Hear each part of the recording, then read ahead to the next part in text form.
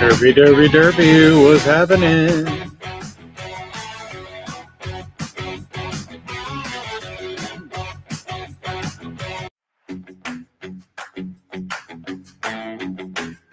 The Gooners could not be here, so it is I, yet again, alone, all by myself. But I have some stuff to talk about, and it's going to be a good time. So we'll give it another minute.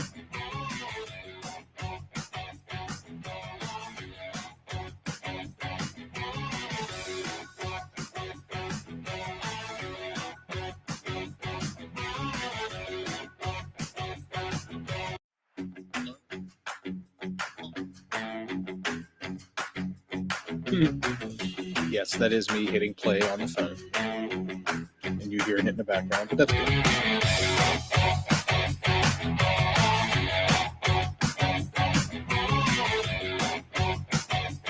All right. Well, here we are. Give me a second here. A couple of little arrangements. There we go. That works. I like that. What is happening? Get the music faded out here. So, today has been a day, everybody. How is everyone, first of all? We got a few people watching. Please feel free to jump into the chat. Talk at me. The one, the only, the one of the three Gooners that shows up for the Gooners show. But there are no shows. There's no show for the Gooners tonight because the guys didn't show. So here I am. This is Bird Brain, and I am Mr. Finch. This is basically just a time and a place for me to, one, fill my dedication to my friends at the Two Dumb Yinzers Network, and two, to fill this time slot, which I have told them before I'm trying to fill as often as I can on Fridays. And but it's not that I don't want to do it. I do want to do it. It's fun. It's a good time. We're having fun. But yeah, I have some things that happened today, and it's fun to talk about them. So we're going to chat about them here for a little while, and hopefully you guys chat back. We'll get this thing rolling. So, first off, just to let you know, I am only drinking Coke Zero. This is not booze or anything of that sort. And then I also have water. But the how do I want to start today? First off, it's Friday. Happy Friday. Steelers play this weekend.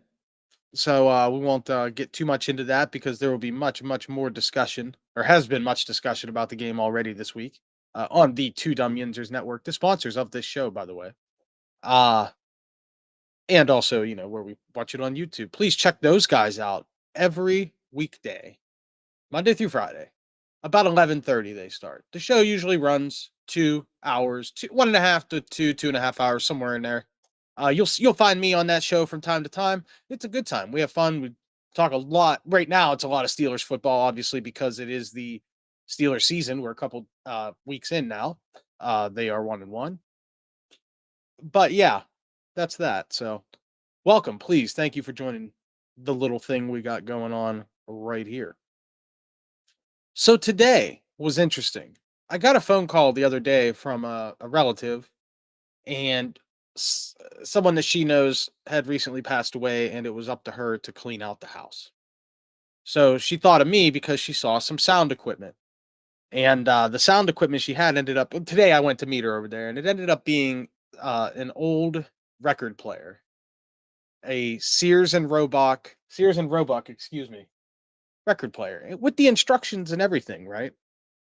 So I've always been kind of a collector of music. I have a pretty good CD collection, and as you can see, there's a stack of CDs here. I picked some up today at the Dirt Mall.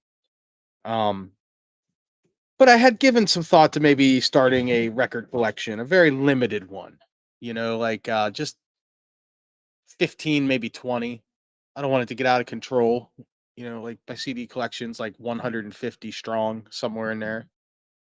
I don't have the space for an album collection like that. But to have like a little table that I could store some albums in would be really cool, and have about 20. Like I said, my favorite albums, I like Dark Side of the Moon and Nevermind and stuff like that. And so I got kind of excited when I saw that the equipment she was talking about was a record player, and like I said, it was complete. Oops. So that's the instruction manual for it. Look at that. Sears, mid to late 70s, I would imagine. I did not look up this model number quite yet. And I don't think there was a manufacture date. It has part numbers and all that on here, but it does have the model number. I will have to look it up. That's where I slacked today. But pretty interesting. It shows all the functions and how to work them, and what to do with basic like troubleshooting and such. I thought it was pretty cool with this like dusty old stereo with the speakers. So I brought it home. Right. Didn't think to plug it in or anything. I figured, what, it was an older woman. She lived in her 90s. This thing's probably been sitting there for 20 years since she's last used it. It's probably okay, just dusty, right? I didn't think about it. Foreshadowing. Anyway, so after I get through all that, I decided, since it was Friday and I was off, um, I had where I live here. I live in Western Pennsylvania, as is the core of this channel, the Pittsburgh area, the Yinzers. In Eastern Ohio, in Rogers, Ohio, it's about a 40-minute drive from where I live. Rogers is a one stoplight town, like literally, right? It has like a gas station, a convenience store, a gun store. That's about the whole town. 5 houses or something. And but what they are known for is they do have this giant open field, and every Friday people come from all around to sell their wares. It is a flea market, and it's called the Rogers Community Auction. Now, the reason it's called an auction is because they hold a livestock auction there at night, on Friday night. And it's actually pretty cool. You don't really have to be into livestock to enjoy the auction experience, I guess you could say. Um, and this place has been open at least since the late 80s, because I was going there when I was a young child with my family. And the reason we started going there was for the livestock auction. In the early 90s, my parents, or I should say more my dad, decided he was going to be Mr. Farmer, and he started raising pheasants for hunting purposes, which was awesome. He had this like idea to populate the immediate area around his home with pheasants. And so we built a cage, a big pen, and little roost and everything, and little coop, thank you, little coop connected to the pen. And we went to the auctions and we bought a bunch of these pheasants. And we kept them for a while. I think there was one rooster and maybe 5 hens or something like that. We had names for all of them. The rooster had a big, awesome tail. It was cool. And it was neat. We learned how to raise these animals, and then the big thing was the eggs. So we would collect all these pheasant eggs, ringneck pheasants, and we would collect the eggs, take them into the house, into the basement, and we had like an incubation thing set up. It was pretty wild. And we would sit, and it was 21 days, I do believe, is what it took, just like a chicken, very similar to chicken. And we would sit and we'd watch them, and you'd rotate them every a couple times a day, and we would watch them hatch. It was pretty interesting. And we would take the chicks, we'd raise the chicks for, however long it took until they were up and about and doing okay for a few days, however long. And then we would take them to the auction the following Friday. But that's not all that this place is known for, is the livestock auction. It's mostly known for being a giant sale, a flea market, a yard sale. There are, I think, 5 or 6, I think 5 buildings that you could walk through. There's these big, long garage style buildings that are open on both ends. And then as you walk through the building, there's stalls on each side. And each stall has either one or two little businesses attached to it. And it's people, selling everything and anything you could think of. Um, And what's funny is when I was going there over 30 years ago as a kid, I would see the same vendors selling the exact same merchandise then. And when I say exact same, I mean the exact pieces, especially not so much like clothing and household stuff and produce obviously is fresh and new and gets rotated in and out, but there are people out there, mostly these old men, who have been selling the same junk old tools out there. Like I've seen these same shovels and rakes in the exact same locations. Like when I tell you this place is big, I mean it. It's got to be 4 football fields wide, 6 football fields long. So 400 by 600 yards easy. Just the sales area, including the buildings. No, it's probably more than that. It's probably 8 by 12. Anyway, it's many hundreds of yards long, many hundreds of yards wide. The outside area, there's these long roads, and on each side of the road are vendors set up. And then the inside areas, as I had already explained. And then there's also a sort of a middle concourse area between the buildings where a lot of vendors actually I take that back. There's a concourse area between where the buildings start and like the main flea market, the dirt area begins, and it's got like a bunch of concessions, and it's mostly like fair food, right? Food trucks, and it's the same ones every time. I guess they probably just stay out there. At least the big ones do. And it's like gyros, steak hoagies, ice cream, pizza, stuff like that. It's really cool. Today I went there and I you have to eat when you're there. Like I said, it's like going to the fair. So that's how I roll. I had to get a sandwich. I had a chicken bacon ranch sandwich, rather tasty. Not too $10 covered it, a drink and a tip. So it wasn't too bad, but some of the food can be a little pricey out there and it's overpriced. Like they have like one particular stand sells these steak hoagies and they're really good, but they're not really big. I mean, just a probably like a 6-inch sub roll and it's like only half loaded with the steak, right? And it's got like lettuce and onions and stuff, which is it's a really good steak sub, but it's like $16. It's not worth it. Um, but like the kind of things you see at this place is outrageous. First off, the people. It's a good place if you like the people watch rednecks. I mean, I'm talking like Reese Monkey hillbilly type guys and girls there. Like I'm not and not everybody obviously. There's like one of 10 who are these type of people out there that just makes it fun to walk around because you know that these guys and gals go there every single week and they're just like they stink, they're funny looking, they're walking around get coveralls, like with no shirt underneath, those kind of people. And they're just out there looking for just random stuff. Sometimes you'll see them with like a shovel over their shoulder. Sometimes you'll see them with a bag of ammo.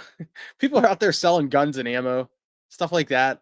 Up until last summer, they were straight up selling marijuana out there, which is hilarious.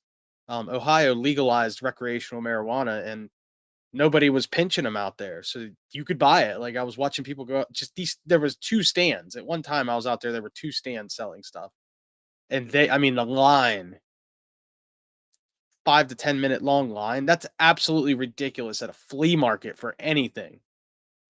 Outside of Amish donuts. But we'll talk about Amish donuts in a minute, I promise, because that's part of the experience there as well. But yeah. And then I actually talked to some guy out there last summer about that who was working one of the stands. I'm like, what's going on? How do you do this? And he said that the state doesn't want to butt in because Rogers crushes, it makes a lot of money and so they don't want to have like some sort of problem on their hands, I guess. So, but Rogers themselves eventually decided that they didn't want him there anymore. So they did kick him out. They ended up kicking him out. Whenever I talked to that guy, he told me he's like, "Yeah, they're kicking us out," and I think it was last November and stuff like that. So it's not there anymore. If you're looking for that sort of thing, you cannot find that at Rogers Sale anymore. But there is actually a shop open right down the street from the sale. So if that's your thing, more power to you. You can go there and you can find it. So yeah, as I'm walking around the sale, uh, I'm thinking in my head because I got this record player, right? It's back at the house, and I don't own any good records. Like I said, I wanted to start a collection, and today was just the jump start to do it. So I know that records have kind of become a thing in the last few years. Vinyl is back, baby. And that's fine. Maybe that's part of why I'm getting into it because I've been watching, videos about it and such. And my dad has a really nice record collection. It's not like I really have to buy a whole bunch of great classic records because he already owns a lot of those great classic records.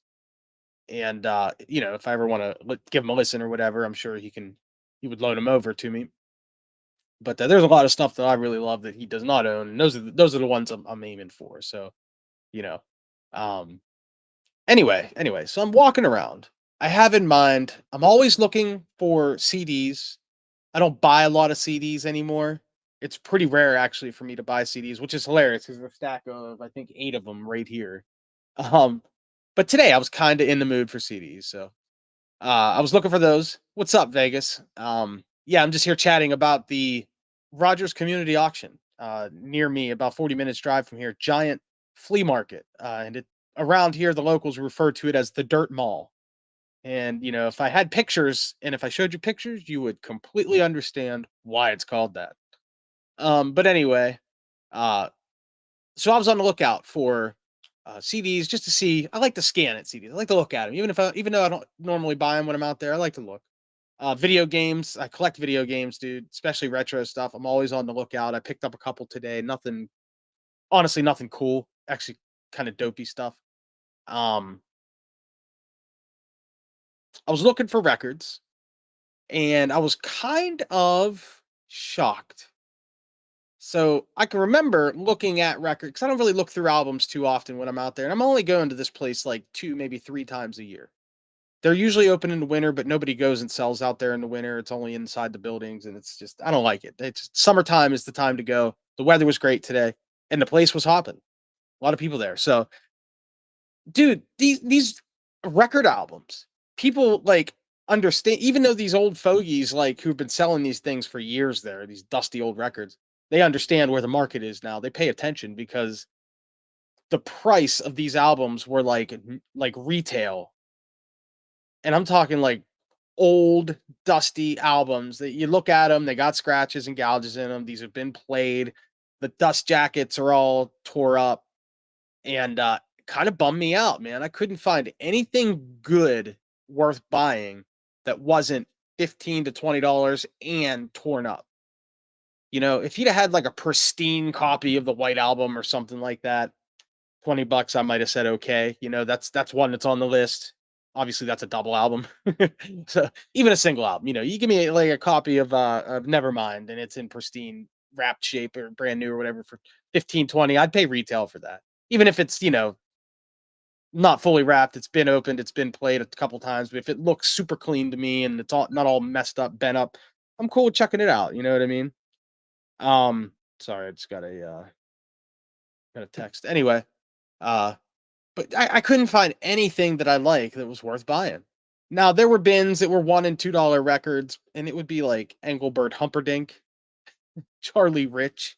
Nothing against those guys, but I have no obviously nobody wants to buy those albums because these people who are selling Pearl Jam and Nirvana and Pink Floyd, Beatles, the Cars, just all these classic bands he knows what the value of those are, so he knows what the value of these crappy records are too. And trust me, I looked at every single record I saw today, every single bin, and there was a lot. There was at least 6 or 7 sellers with at least 2 or 3 crates of records. And I just was having fun. Um, Vegas says, "Good job not wasting your money on things you didn't want. You'll find something good for your collection eventually." Yeah, absolutely. Thank you for that. The good thing is that most of the records I want to buy are on sale at Walmart. So, like, if I mean, I'd like a copy of Nevermind. It's one of my favorite albums. I love Nirvana, one of my favorite bands. I want a copy of Nevermind on vinyl. They sell it at Walmart. It's like 15 to $20. I don't mind buying that new, right? Like I said, if I'd have found one that was pristine, used, and the price was say $10 or less, I might have been okay with it. $5 to $10, I would have been a buyer at something that looked good. But the ones I were finding, and Nevermind was not one that I saw. There weren't too many 90s LPs out there. It was mostly 60s, 70s, 80s stuff. Um, but some of the 90s stuff was good. Like I did see like a copy of Pearl Jam's 10. It was absolutely worn out, where if you look at the cover, the jacket, you could see the record's ring in there because it's been slid in and out 1,000 times. Giggity, giggity, giggity. That's what she said. Anyway, so yeah, that it is what it is, right? I didn't find any records. Did find some CDs though, and I was a little bummed about the records thing, so I had to kind of fill the Valhalla, as Butthead would say. I had to kind of fill that it was a little retail therapy. Let's just say that's what it is. So I did find some CDs, and what's funny is I've been watching some collection stuff like concerning stereo, hi-fi records, cassettes, and CDs and stuff on YouTube, and a few different people that I've watched are saying that CDs are starting to get back into into the lexicon. People are starting to think about CDs again because they are very high quality copies of your music. You don't need to stream. And what's nice is, laptop culture is still real big. A lot of people have laptops. Not every laptop has a disk drive now, but you can buy a cheap disk drive. They're not expensive. USB disk drive for less than $50. And if you're into music and you can come across a CD collection, you could buy a whole collection, 100 CDs in a place like this flea market for like $100 to $200. That's a huge collection. 100 CDs for I saw so many albums out there on CD, excuse me, that looked great, like good jewel cases, not scratched up. They hadn't been sitting out in the sun, you know what I mean? Like these people were keeping their stuff underneath cover. And I found some records for my or some CDs for my collection. So we'll go over them here. And it's cool because it's like, yeah, you said Vegas says I have an old record player but nothing to play a CD. In the house here, the only things I have to play CDs are video game consoles. So I have an Xbox, I have a PlayStation 5. Those will play CDs. I do have a DVD player, or excuse me, a Blu-ray player, like a little, seriously, like a $30 Walmart Blu-ray player. Because if I need a high quality Blu-ray player, I have my PS5. It fantastic quality. It does the ultra 4K Blu-ray and shit. So not that I watch a ton of Blu-rays. I do have a movie collection, not huge, 50 DVDs maybe, and most of them are like concert stuff, live concert footage, Woodstock, shit like that, right? And I do have some films and a couple of TV series that mean a lot to me. I've purchased within the last couple of years just to kind of support the television series. That 70s show, for example, I have the Blu-ray complete set. Love it. It's my favorite TV show of all time. Sopranos, I got that, a few other ones. Um, but back to the records. I struck out on records. So looking at CDs, I found some deals, and when I go over what I found here, it's kind of shocking how cheap they are right now because I think that market's going to go up. And everything I'm seeing on YouTube and whatnot, it looks like the market is going to gain steam soon. People's going to be back into CDs, and once again to get what I was saying, being able to rip a CD onto a PC or a laptop, it only takes a minute or two, and then once you do that, man, you've got that copy, and it's a very high quality file. It's on your you can put it onto like a drive or anything, so you can take it with you, put it in your car. Obviously, you can upload it to your phone, and you have that solid copy. And it's like it was 20 years ago. You have the MP3 player on your phone. You might as well use it. You're not always going to have a good internet connection where you're at. The worst is when I'm like trying to listen to something on YouTube, because I do listen to a lot of like essays, video essay type stuff, and podcasts and such, and music as well, of course. But I hate when I'm like going into Walmart and I'm streaming on Spotify and just it cuts out. Because Walmart, of course, they jam your Wi-Fi because they want you to join their Wi-Fi network. And I hate using their Wi-Fi network because it's not good. It doesn't allow you to stream very well. So it is what it is. So it's nice to have a backup, man. And I know Spotify has their premium and you can download the music to your phone and stuff. I like Spotify Premium. Like I do use it. I have Spotify Premium, but and YouTube Premium for that matter. But the download function is something just to go into to go shopping for 20 minutes, stop in a grocery store, but when I have some tunes on, man, I don't want to have to download a bunch of shit from those apps. It's nice to just have it on either an SD card on a device or whatever, but I have an iPhone, so you can't do SD cards, but it is nice to have the files right there. Don't have to go through Spotify or anything. It's right there on the player. It's nice. Um, Vegas says, I have an old record player, but nothing to play a CD. Yeah, we read that. Have you heard of El Esperario Siberiano? He's the goat drummer. It's the crazy thing. Yeah, I know who that is. That's the dude with the does the one hand snares, and he's actually quite amazing. Live shows, CDs, and albums are really cool. Oh, I love live shows, man. I am a live show fiend, and I'm one of those people that kind of fell into the follow your live band thing. I became a fish head back in 2009. The band got back together. They were apart for 10 or 5 years. They got back together, and in the time that that band was apart, I had met my wife and married her and became very close with her brothers who are deadheads. They're really into the Grateful Dead. And that type of music was like really cool to me. I understood that both Jerry Garcia from the Dead and Trey Anastasio from uh Fish were both amazing legendary guitar players because I read Guitar World magazine and all that stuff in my teen years when those bands, the Dead, Jerry was already gone by that point, but the guitar magazines idolized him as they should. He deserved it. And then Trey was really picking up steam. The late '90s is when Fish really, ooh, they were ripping, man, and he was at the top of his game as a player. At that point in his life, he's actually really at the top of his game right now. Recently, Fish has been sounded amazing. Just amazing playing and just skill. The instrumental skill to be able to improvise the way that they do is it's unreal, man. Improvisation with a band with four guys, it's hard. You got to practice at it, and they practice at it. It's like an offensive line, man. If every guy doesn't know what the other guy's doing, it's never going to work. Um, but you mentioned Dell, and I suck with the names. I apologize to him. Sabiriano, the drummer guy. We're gonna call him the drummer goat. He is unreal. First off, he owns the algorithm on my phone on my Facebook reels. You know what I mean? Like I can't flip through Facebook reels more than 5 or 6 and he's back on there. Or there's a video of some other musician or it's mostly drummers reacting to his videos. It's unbelievable, man. Um Probably my favorite one of his videos is Bat Country. Did you see that one? It's like they said Bat Country can't be played with one hand, and he just and that song has insane drum intro, and he just crushes it, man. 3 limbs, just the 3 limbs. I think his right hand the whole time was like drinking a cup of coffee or something ridiculous. It was so good. So good drop, good name drop with that dude, man. The goat, El Esperario Sabirano. I gotta learn it, man. I feel so bad. Apologies to him because I know he's watching. Goat. Um, so the CDs, yeah, I picked up some CDs today. That was fun.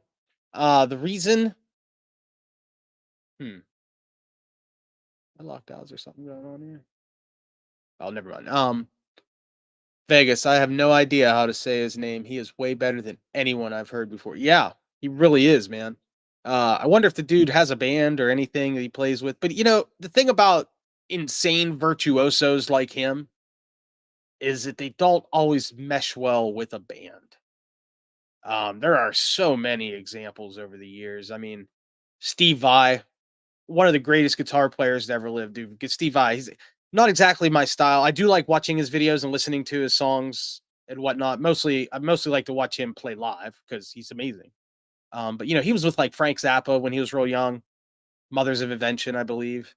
And then throughout the 80s and 90s and early 2000s, he really got into the solo stuff. And he's one of those guys that if you put him into a band, it's just not gonna work. Like, he's too good at his instrument. Does that make sense?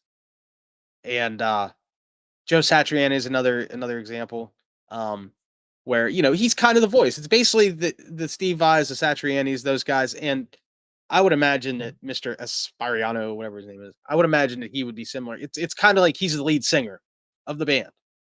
I'm not saying that these are egotistical guys. I'm not suggesting that at all. Michelangelo Barrio, that's another guy who, in a band setting, like like a rock band with vocals and the whole thing. It's just it wouldn't work.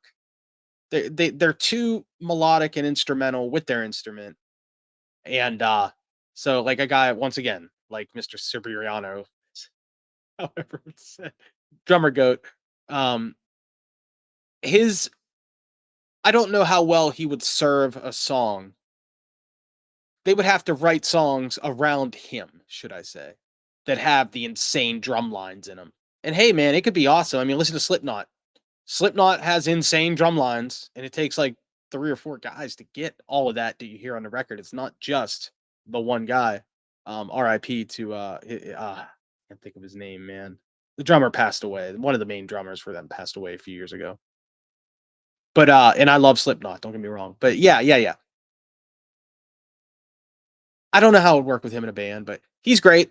He's awesome, and I love watching his content.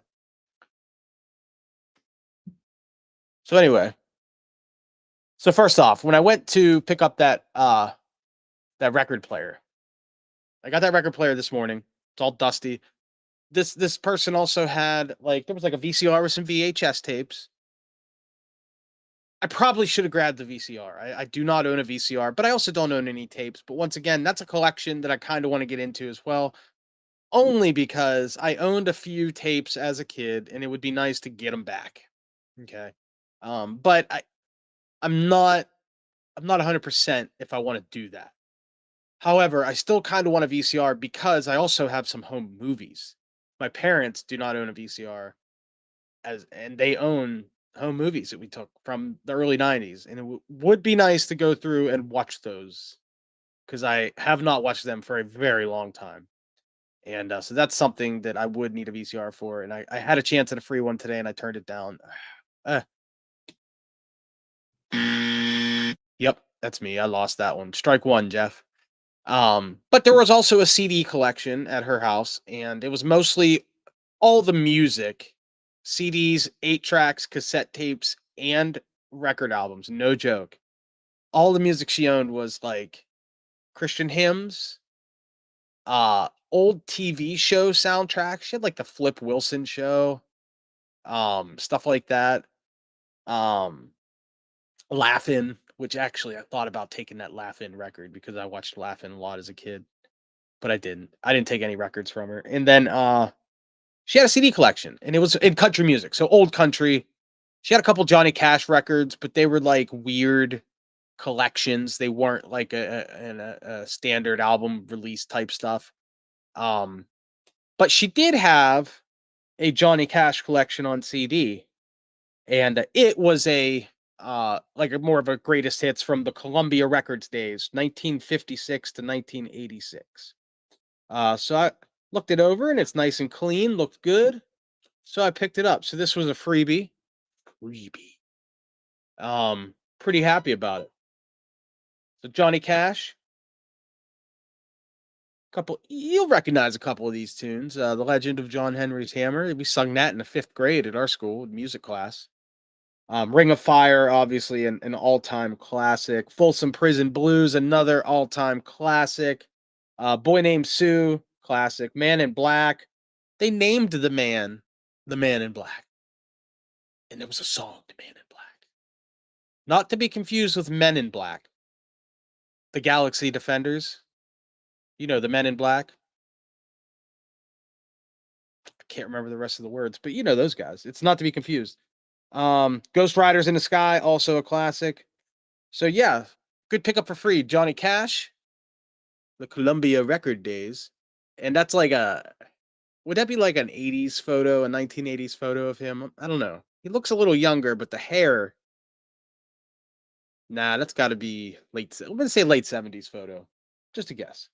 Unless he took a photo for the release in 1986. That actually makes sense, Jeff. Don't be stupid. Vegas says eBay is a good place to search sometimes if you find a seller in your area and save time. Oh yeah, for sure. I love eBay. I'm not an eBay addict. I only go on there when there's something I'm thinking about. You said Johnny Cash was not cool with racism. Did you mean he was racist and he was not cool because he was racist? Because I don't know a lot about John Cash. I just like his music, man. I am capable of separating the art from the person in almost every case. So in this case, I will do that. However, if he's a racist, he's a piece of fucking shit. He's gone. He's dead. Who cares? But if he's not racist, if I'm misunderstanding what you're saying, and I hope I am, I hope he was not that kind of guy. I never seen the Johnny Cash movie either. The one with Joaquin Phoenix plays him. I've not seen that, but I think he won an Oscar for that role. I've seen clips of it. But anyway, good music. Ring of Fire is a great song. And a lot of bands. Oh no, he wore black because he hated racism. See, now that makes sense. Thank you for clearing that up, Vegas. Anything that I said about Johnny Cash that was bad, I take it back. I take it. This recording should stay up, so people will know. They'll be able to rewind. But that's a great fact. I didn't know that. Once again, I don't know much about John Cash. I know he was a drug addict and he had a lot of issues. I also know he wrote some of the greatest songs and he has one of the greatest covers of all time.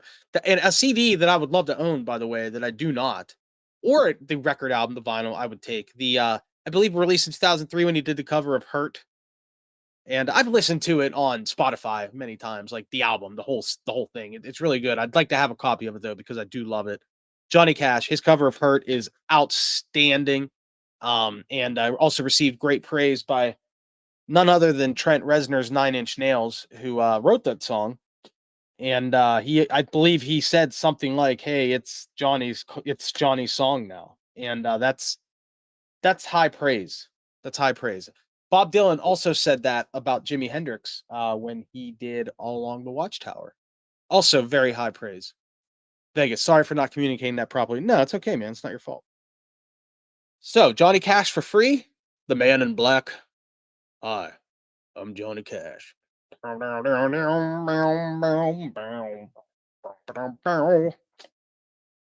Good segue, by the way. Johnny Cash to Trent Reznor because a CD that I bought today out at Rogers. The rest of these CDs I paid money for today. This was for $2. Now it does have a broken jewel case. Well, it's not like totally broken. It's like that little tiny clip of plastic right there is broke. So that sometimes when you open it, it like you may have noticed at the bottom of the screen a moment ago, it pops apart, but it's staying together now. It's 9 Inch Nails, Pretty Hate Machine. Now, Jeff, that's a pretty hateful album title. Let me tell you, Trent Reznor, 9 Inch Nails, weird guy, man. Just a strange dude. Industrial, electronica type stuff. Obviously, songs like "Closer" is probably their biggest hit. That and "Hurt." "Closer." I wanna keep you like an animal. That's on the Downward Spiral album, and I have that CD. I had that CD way back. I got that way back when I was about 12. It came out in 94. I got a CD player, Christmas 94. So 12, 13, somewhere in there. I probably got that album, and I have it over in the collection. It's a classic. So this is my second 9 Inch Nails CD that I've ever owned. Pretty Hate Machine. Nice art. The track listing on the back here. And a couple of these were hits, man. There were some hit songs on here. Head Like a Hole. Black as Your Soul. Head Like a Hole. Terrible Lie. That was a hit. Oh, what else? I think those were the only two like singles off of this album, but they're really good songs. And I've never listened to it. I'm not on Spotify, streaming, nothing. I've never listened to it. When I saw it for $2 and the disc was in really nice shape and the booklet looked good, I said, why not? So I picked it up. Haven't tried it yet though. Another classic album. I'm kind of shocked I didn't own this already, but I don't own any Van Halen at all. None. I love Van Halen. And whenever Eddie Van Halen passed away, I think it was in 2021, he died. Whenever he passed away, I started really getting back into Van Halen, and of course Spotify, they were on there. So I listened to all their classic albums, even the Sammy stuff. I like all of it. I don't like every single song, but I like every album is listenable. And today I saw the very first Van Halen album, self-titled. I think this released in '78. Man, I wish Tim was here. He would know. But I think 78 on Van Halen's first album. And there's some standouts here, dudes. I mean, there's a reason why Van Halen became known as Van Halen, the guitar god, and it's because of this album. And he took it to the stratosphere right here, and then in the following records, took it all the way to outer space. I mean, just insane stuff. Obviously, you know who Van Halen is. Not much in the album liner though. No lyrics, nothing like that. But a nice picture of the boys, man. There, Alex is ugly, dude. Man, I'm sorry. But once again, CD's in good shape. I popped this one into my truck. I have a CD player in the truck, and popped it in there. Boom, perfect. Worked great. Flipped through all the tracks. Track listing here. I mean, running with the devil, ridiculous. Ain't talk about love, amazing. Ice cream man, are you kidding me, bro? You really got me with eruption. Eruption is the track, right? You remember Eruption. That was the long, like maybe 2.5 minute long guitar solo that has the little Beethoven-esque, Mozart-esque section in it. He's doing the finger tapping.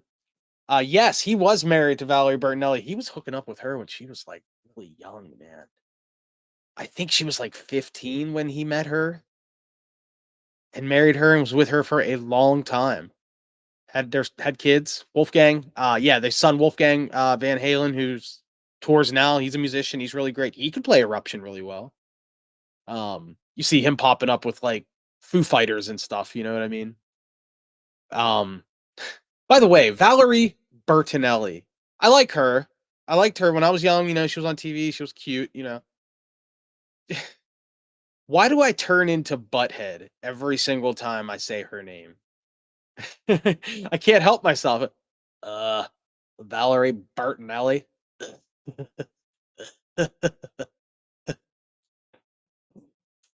But anyway, Van Halen. David Lee Roth was still singing this. Obviously, the first album he was with them for the first few albums. But yeah, Running with the Devil, Eruption, and You Really Got Me. Ain't Talking About Love, and I'm the One to open the album. Jamie's Crying, actually, right after that. All amazing. Atomic Punk after that. Cool tune. It rocks. Uh, Feel Your Love Tonight. That song is meh. It's got like Van Halen has some cheesy backing vocals sometimes. Michael Anthony, and that song has the cheesy backing. Ain't Talking About Love has the cheesy backing vocal, but it's really good. Yeah. Little Dreamer is a good song, has an awesome opening riff, man. It's like a cold sound. It sounds like ice. Bam, ba, ba, ba, bam. It's great. Little Dreamer, Van Halen, unrated tune. It's on this album. Ice Cream Man, obviously a classic, and then On Fire to close it. On Fire has ridiculous vocals by David Lee Roth. Very Ian Gillian, very by that I mean like deep purplish, like that stuff. You know, the White Snake style, high pitched. On Fire has that. It closes the album. The song rocks. It's a real fast tune. It's a little punky, and he's singing the On Fire line real loud, real crazy. That's a $2 pickup, dude. $2. It's not perfect. It's a little, yeah, it's a little. The jewel case is a little scummy, but you know what? I can buy brand new jewel cases super cheap. They're like a dime a dozen. No joke. They're super cheap on Amazon. They might not be as thick, not as good high quality as these ones, but whatever. What do we got next? Okay, this was one. This group I've never owned any of their stuff, and it's a darn shame because I've always loved their music, man. Love, love the Beastie Boys. Ill Communication. Now that says three. The guy wanted three, but when I pointed out that crack in the jewel case and the CD was a little smudgy, the camera can't really pick it up. But not scratchy, but just a little smudgy over by where my pinky is. And I have cleaning cloths here for CDs. I have a little CD cleaning kit, so I know for a fact that I can clean that. Um, and I popped it in a CD player in my truck anyway, and it worked, and I gave it a listen.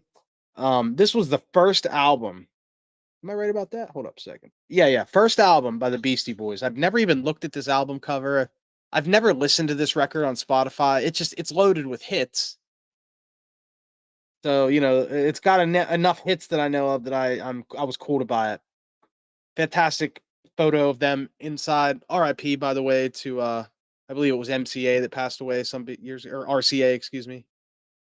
So nice picture and the track listing there. Let's see. The hits. She's Crafty, obviously a classic. Girls, Fight for Your Right, No Sleep Till Brooklyn, Paul Revere, Brass Monkey. These are all classic songs. Now, these guys were known for being a little sexist in those classic songs, and to be honest with you, they apologized for that some years back. I respect them for that. So, but the music's the music, man. It was the art at the time. It was the thing. It was okay, and sometimes you can excuse the times for the art. I truly believe that. Um, but the music is so good, dude. No Sleep Till Brooklyn, dude. What a riff. Bah, bah, bah. Love it. Good CD. I was happy to pick this one up for sure. I love the Beasties. Next, so we were talking about live albums. I'm a sucker, man. And I've always been a fan of MTV. I love MTV so much. Like old MTV. I'm talking 80s and 90s, from the very beginning in the 80s all the way up until the well, really the mid 2000s, like the TRL days in the early 2000s. Yeah, I know, right? Hit after hit on the Beastie Boys album, Ill Communication, or excuse me, License to Ill. And then Ill Communication came some years later. I think 93 is when that came out. And that was also a banging record. It had like Sabotage, That's a good one too. Beasties are, I don't want to say they're underrated. Everybody seems to like them. So I guess they're not underrated, but like they should be even higher. They're upper echelon. They're up there with some of the greatest rock bands of all time, even though they're not really a rock. They're a rocking rap band, in my opinion. That's how I would describe them. I want my MTV. So speaking of that phrase, I want my MTV. The Dire Straits. I have the Brothers in Arms album featuring that song. I own it on CD. I've had it for years. It's a classic. I saw it on vinyl today. Like 10 different places I saw it. Multiple crates had it in it for the same vendors. It was wild, and nobody was selling it for less than $20. And it wasn't even close to nice. I did see a couple that were kind of nice, but the covers were nice, but then you pull the record out and the record's all dinged up. It's like, come on, man, $20? Not even sure if the damn record's gonna play. Just scratches, skips. That's the downside of records, man. That's why I'm gonna try to buy as many of my classic album vinyls used, or excuse me, new, when I can. So, um unless it's somebody I trust, like I said, my dad has a great collection. I know his stuff's in pretty good shape. I know he has records that are beat up because they were played a lot because it was what he had when he was a teenager. But you know, that being said, so my next album, I love live stuff. We mentioned earlier, like live albums, live CDs, and MTV. MTV used to have a. You have no idea about them? Are they a one? Who Dire Straits one hit wonder? Now they only had a few songs that really made like the biggest splash in terms of radio hits. That was a huge one. Money for Nothing. I Want My MTV. They also had Sultans of Swing. That was a massive hit, and that's all over. If you follow any guitar or music stuff on like Reels or TikTok, where you have like short videos, people cover that song all the time because it's got an amazing guitar line, and I've seen people cover it on every instrument: balalaka, violin, um, bass. Guy plays it on bass. Charlie Berthoud played that song on bass. The solo just nails it. He was playing on like a six-string bass. Harp. I mean, Dire Straits, Sultans of Swing. Look it up. You've probably heard the song. And the guitar player for that band, Mark Knopfler, weird name, British, is one of the greatest guitar players ever live. He's phenomenal. He's a fingerstyle player, and he kind of took over Eric Clapton's mantle as the most sought after guitar player in England. And that means a lot because Eric Clapton's amazing. I saw Clapton live last year. I got a chance to go see him play live, and he blew me away. Dude's like 80, and he's still crushed. And so today, when I was looking at CDs and I saw this particular CD, Eric Clapton Unplugged, MTV Unplugged, Eric Clapton. There it is. $2 once again.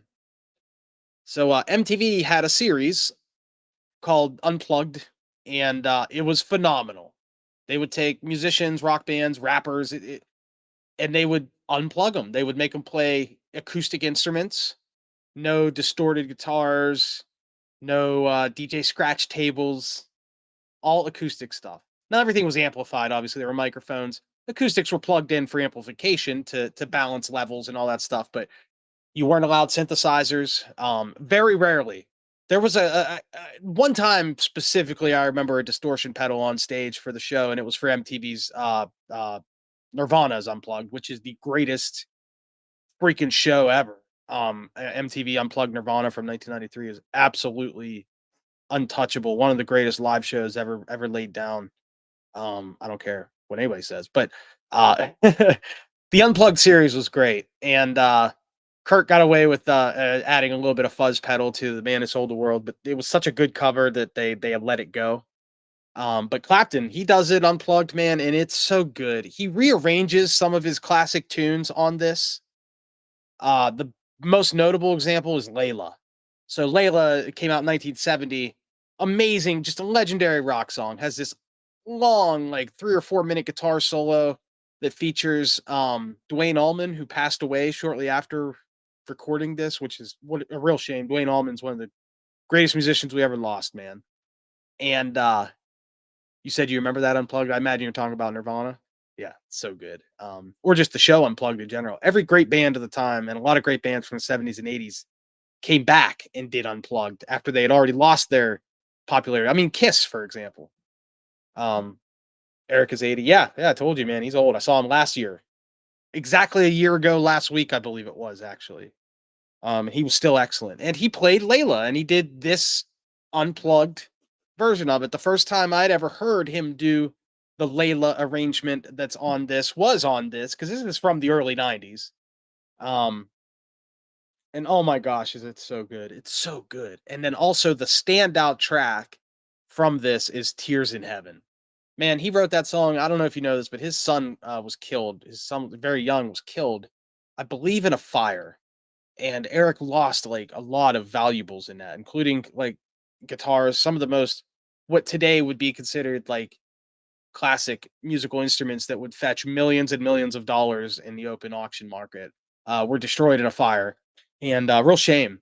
And but obviously his son was the worst part of it. He died. He wrote this beautiful song called "Tears in Heaven." If you've never heard it, man, after this podcast, dude, you got to listen to it. It's so good.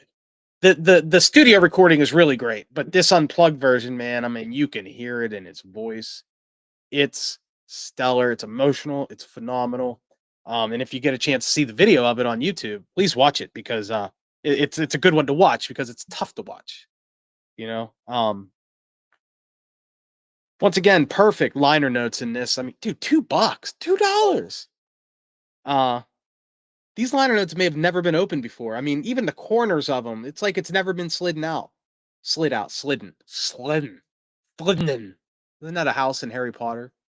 Um, but just going through the list of songs here. Before You Accuse Me, that's a classic. Absolute stellar Clapton tune from I believe the 80s. Um, and this version of it is great. Tears in Heaven, I already mentioned. Layla, obviously unbelievable. Yeah, some really good stuff on here. And some really nice acoustic blues. If you're into that sort of thing. And I am all day, every day, buddy. I mean, this jewel case is in perfect shape. The CD, this may have never been played. This thing is it's so clean. I was already a buyer when I just opened the case. You know, I looked at it, I saw the price, I was like, yeah, $2, I'm taking that. And then I really started to inspect it. And like I said, I did slide this out and look at it at the auction, at the dirt mall. But now that I'm really looking at it, man, it's super clean. I'm very happy with that purchase. We got two more albums here. Okay. This one, I got a sale on it. It was $1. Audio Slave, the first Audio Slave album. I believe they only released 2 albums, and,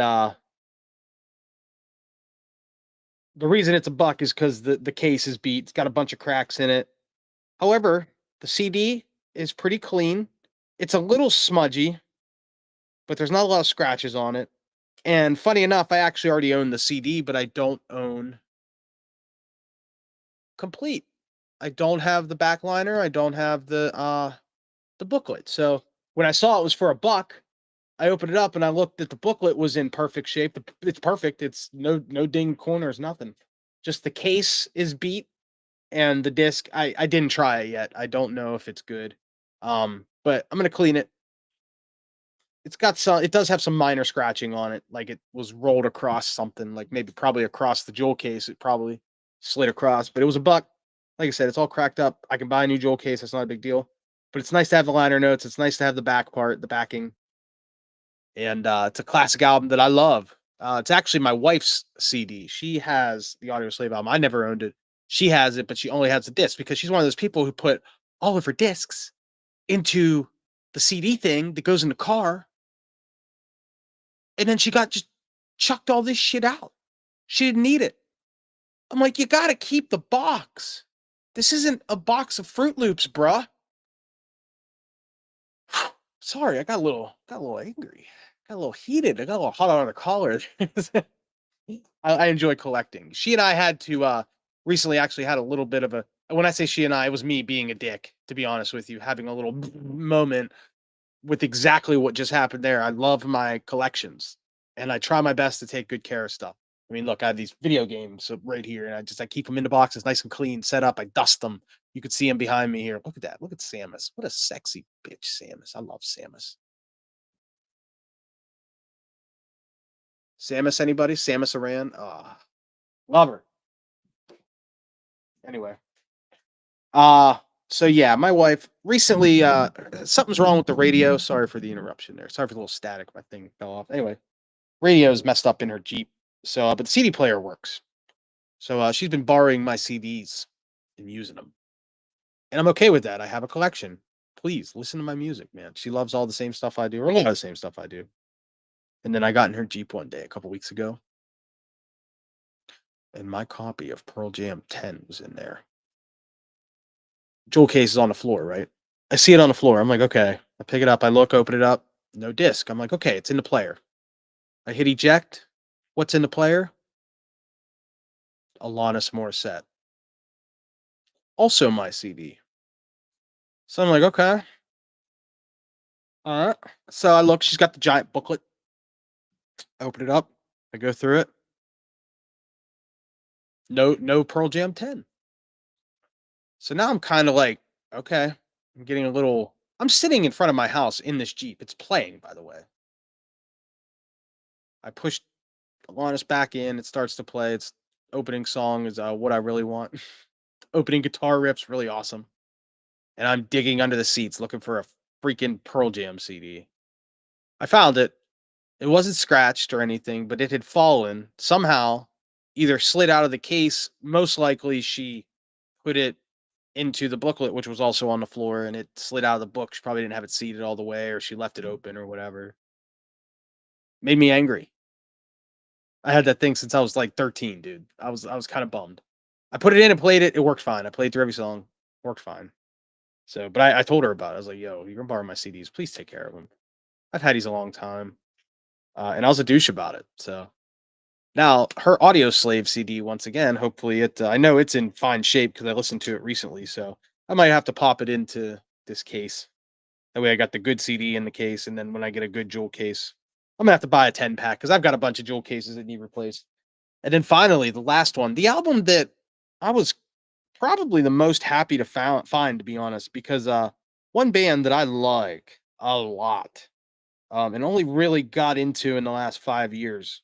Although the hits I listened to on the radio all the time, the X 1059 DX in Pittsburgh used to play this band or all the time, still play them all the time, and that's Tool. Ever heard of Tool? If you just love dark, angry math rock, Tool is the best. This album's called Undertow. Got it for $2. See the 2? Doth. And, another classic. Tool released a new album some years back, and when they did, I got on to and they've only released, I think, like 5 records ever. They wait.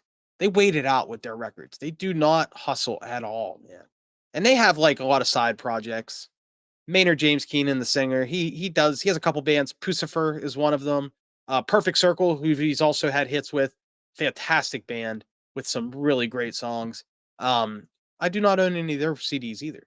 Um, he's a big fan of them, or I'm a big fan of them, excuse me. Vegas, yeah, I liked their first couple videos. Oh my gosh, yes. Sober. So Sober is on this record.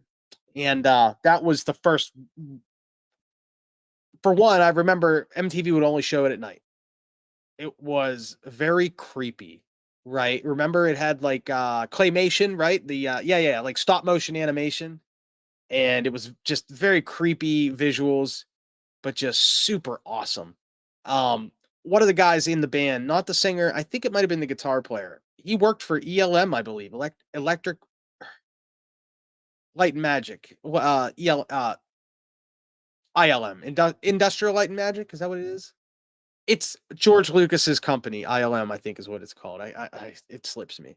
But, special effects. They did special effects for pretty much every great movie from the '80s and '90s had those guys, doing it, and the guy from Tool worked for them as a special effects artist. He was a, like, puppeteer, I think. He'd be, like, built puppets and stuff, so when he joined Tool and Tool hit and it was time to make a music video, he did the video, and he did that stop motion animation, and it creeped me out. I can remember I would stay up late and watch MTV every night. Beavis and Butthead came on at 11, I watched that show religiously. And then at 12 o'clock midnight, Alternative Nation would come on. That was the show with Kennedy. Remember her? She's on Fox News now, believe it or not. But Kennedy would do Alternative Nation, and there were other ladies and guys that VJ'd that show as well. But it was after midnight, they would show Tool. And they would show the Tool videos all the time because they were like wildly underly popular. Like they're super popular with a very super unique crowd. Tool is a prog band first and foremost. They're very progressive sound for the time, very different, and a very certain type of person got into them. And I went to school with a few guys who really loved Tool, and they got me into it too. Like at least listen to the radio hits. But once again, I was paying for all my own CDs as a kid. Very rarely did I get a CD for free other than Christmas.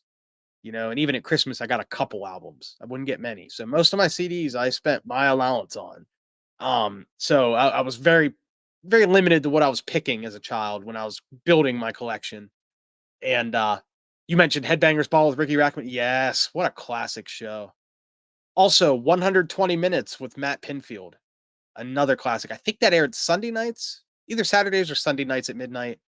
And it was so good, dude. 120 minutes. Matt Pinfield's one of the most musically knowledgeable people in the world at that time, on TV, and he just would lay down the coolest like trivia, and he would tell you he would introduce bands to that show that were not popular yet, but were on their way up.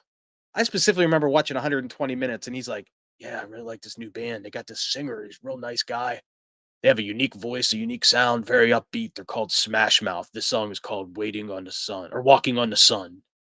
And then like they would cut the Walking on the Sun and I heard the riff and I'm like, "Ooh, that's a cool tune, man." And it went on to be an absolute smash. You know what I mean? Like a couple like a month or two before you started hearing it on the radio, Pinfield had it on 120 minutes. And I remember telling people about it. It was like, yeah, these bands like Smash Mouth is one example. There's kind of a silly example, but they went on to do, the Shrek shit and all that.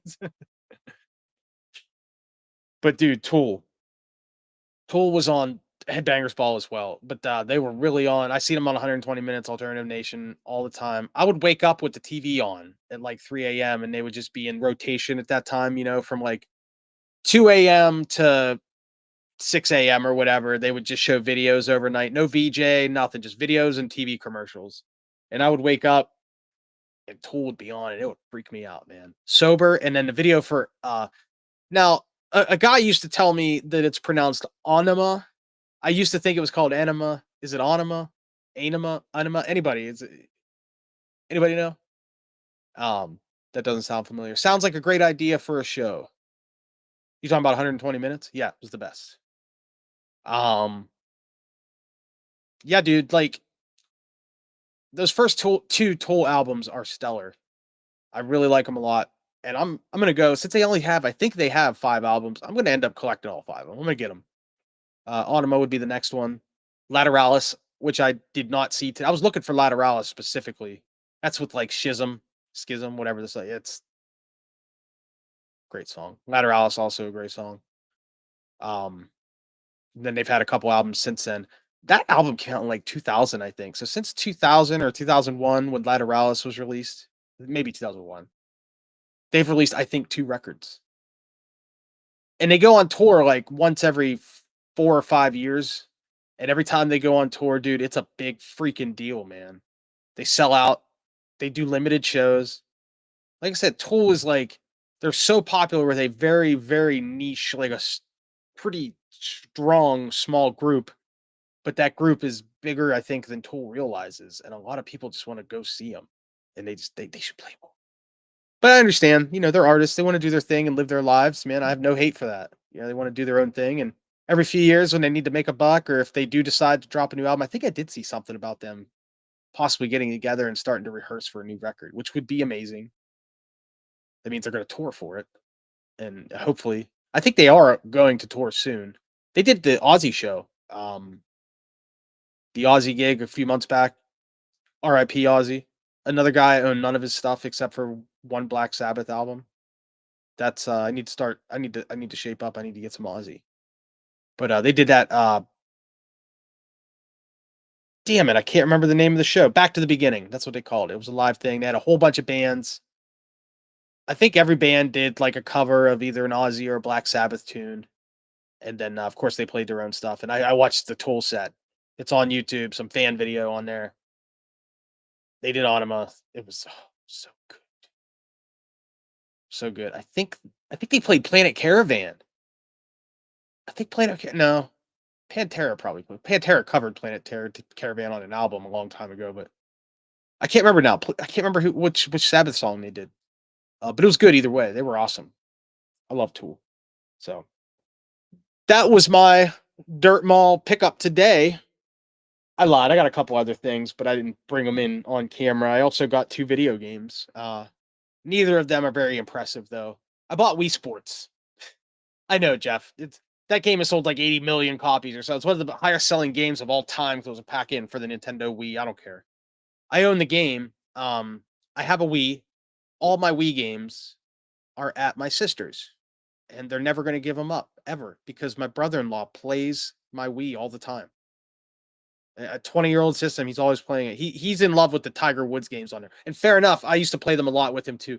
The Tiger Woods games from the late 2000s, early 2010s, PGA Tour were so fun on the Wii because the Wii remote was so good at recording where your hand was that when you hit a golf shot, man, you felt like you actually hit a golf shot. And when you hit one into the bunker or into the lake, you freaking felt like you hit it into the lake. It was really good. And I've tried PGA Tour games on like Xbox and whatnot, and it's fun, but just playing on sticks ain't the same, dude. Swinging that Wii is awesome. The Wii was a real great system.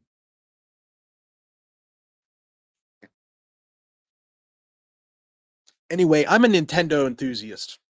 I love Nintendo, man. They're my favorite system. I do like PlayStation. I like Xbox. I own games for both. I've had both systems. Most of the systems from all 3 companies. I had everything Nintendo's had except for a Virtual Boy or a Game Boy. I never had a regular Game Boy either. But I've had most of Nintendo's consoles, and I've had games for most of those consoles. But Xbox and PlayStations, I've kind of skipped around over the years, and I like all of it, right? And there are certain franchises I missed, and I've been going back to over the years and trying to go back in time a little bit and play some older stuff. So, um, but the Wii Sports thing, a few months ago, I was digging through some stuff and I found the cardboard cover and the booklet for Wii Sports. But I know for a fact that the disc is at my sister's house. So to me, it's incomplete. So I thought, well, I hate to ask her for the game because I know they play it from time to time. and I'm never gonna ask her for my Wii back because they play it. That's totally cool, right? There's a million Wiis. I can go buy a Wii for like $10 probably somewhere. Uh, that's not a big deal. But since I had this box, I was like, I'm not gonna give that to them. So, I'm gonna take it. Cody, what's up, brother? Thank you for joining us, man. And oh, you said Vegas. I'm sorry. I suck, dude. I suck so bad at going back at the chat sometimes. Vegas says Tool has shows in New Zealand and Melbourne, Nate, later this year. Hell yeah, that's awesome. I'm glad that they're touring, man. Even if it's very limited and it's very far from me, I'm glad they're doing it because that means eventually one day they'll come here. They were in Pittsburgh a couple years ago and I had to miss it. So, but so anyway, this guy had Wii Sports on sale, complete in box for $5. So I looked at it, the disc was in perfect shape. I bought it. Took the box that he had was kind of the cardboard was kind of shredded up. It's not a regular plastic box. It's one of those little card. Oh, excuse me, man. I got the burps because I'm drinking pop. My bad. It's one of those little cardboard boxes that just flaps open and a CD slides in and a booklet slides in. But hey, man, it's the packet. It's Wii Sports. I love Nintendo. I have a whole Nintendo shelf over there that's just Nintendo stuff. And now that I have the disc, I took the disc out of that and put it into my pristine cardboard slider and sat it down. And then I still have the beat up box. And next time I see my sister, I'm gonna give it to her. Say, hey, put this in there. That way you have a box for that disc. That way it doesn't get broken.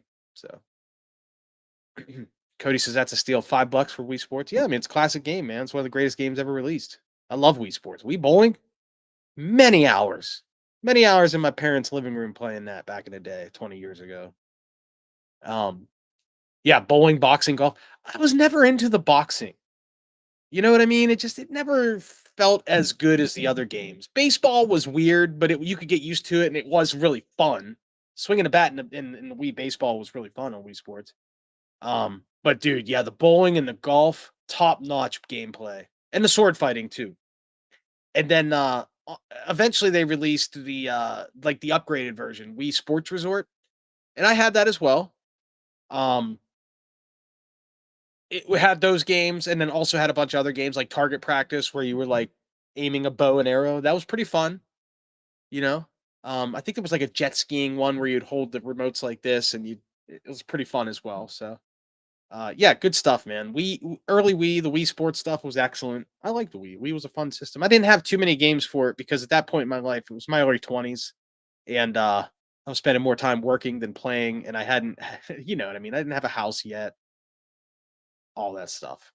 So during the Wii days, I didn't buy too many games, but the games I had, I played the crap out of them, and it was like the best Nintendo stuff. I did not get Galaxy actually. I was never into Mario Galaxy, Super Mario Galaxy.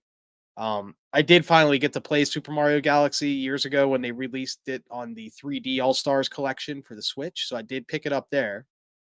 Um, and I played through it. It was super fun. And then now Galaxy 2 is getting released for the Switch 2 soon. So I might have to pick it up.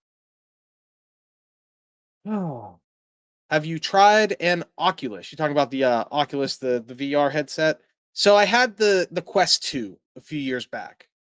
During COVID, that kind of blew up and the price went down. They had them on sale for Black Friday one year.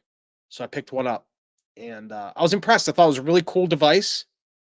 Obviously, it's like the Oculus is sort of the Nintendo Switch of the VR, right? I mean, it is. It's meant to be portable. It doesn't have wires, which I love. I had tried a couple VR headsets before. Like I tried the first PS VR. Very impressive. I thought it was cool, but it was super clunky. I mean, all these wires and stuff. And then I got to try a HTC Vive. HTC Vive a few years. This has been about 5 or 6 years ago. It was before COVID. I got to try that. But a friend of mine had an absolutely souped up PC rig, and I had my mind thoroughly blown. He was on Steam VR, and we tried a few games, including Skyrim, and it was awesome.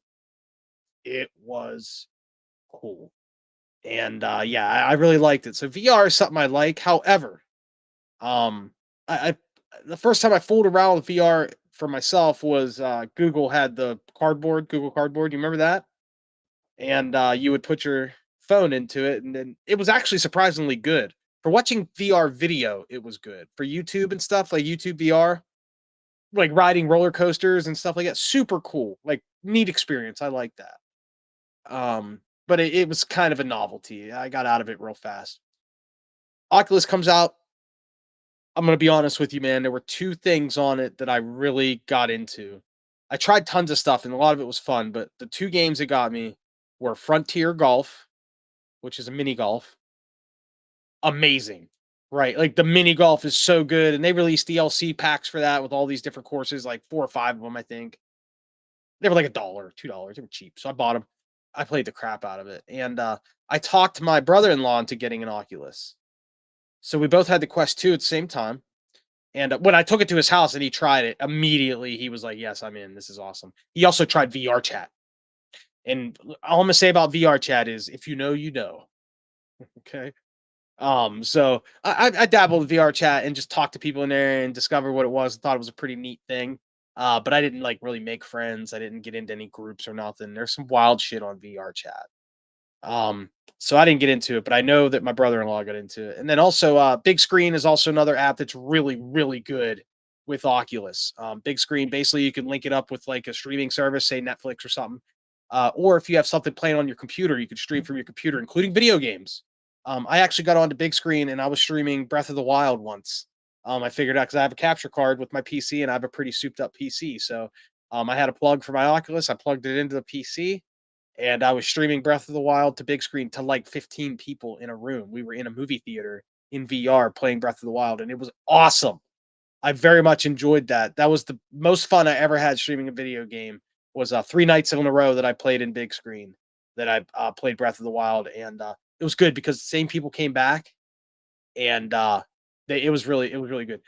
When I was playing the game at that time, I had already played through the game once before, so I was very knowledgeable of it and people liked that. There were people who were coming in who were new to the game. This was, like I said, a few years after the game had released, and I'm a huge Zelda nerd. I love Zelda.